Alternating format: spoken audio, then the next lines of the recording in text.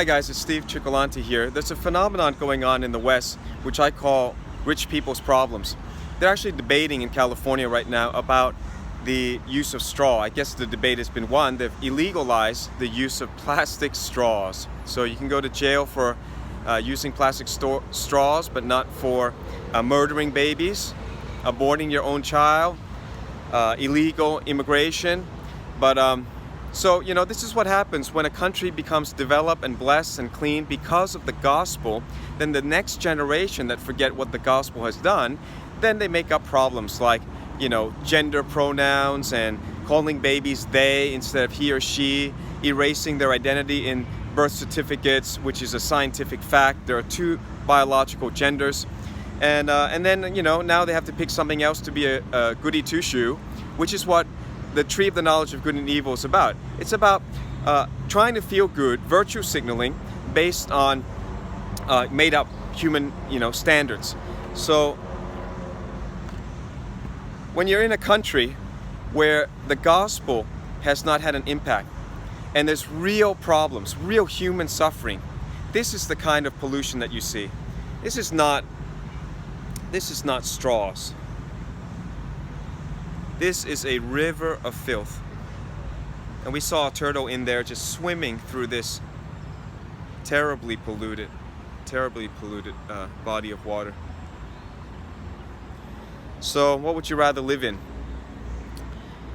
These people would love to hear the gospel, would love to be cleansed from their heart, and then their environment would change.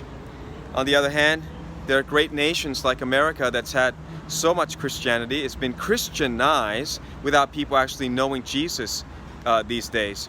And, they make up new problems and new debates and new protests about man-made laws and man-made regulations.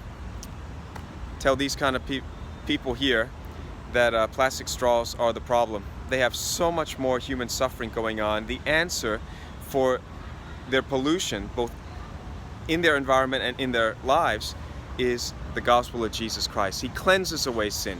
He cleanses away sin. And when people are good, then they do good things. You can't take away goodness. You can't take away God and then expect people will do good. That just makes no sense. You remove God from all human life and then you expect people to make, good decisions. It can't happen that way. So anyway, Pastor Steve here, just giving you a little bit of a perspective. People who live in the West complain about problems that I think just cannot compare to the kind of problems that most people in the world are suffering. Poverty in other places in the world is not you only have 2 TVs, internet access, and a car, but not all the vacations that you want to take. I know people just post in America that, they're so poor they can't afford anything, and then I'm wondering, well, how did you afford to get on the internet in the first place if you're so poor? Poor people in other places in the world, cannot afford even a clean environment to live in, and cannot afford to get their next meal, cannot afford to get water. Put things in perspective, all right? If you're in the West, be grateful for Christianity, be grateful for what Jesus Christ and his followers have done, and learn to put things in perspective. Don't complain about everything. Be thankful, be grateful for the good things that God has done in your country, and spread the blessing. Go on missions. This is why we're here.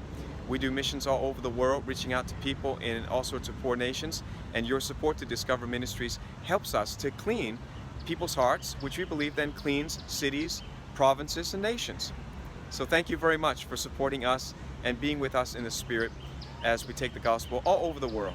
God bless you. Pastor Steve saying, until next time, keep looking up.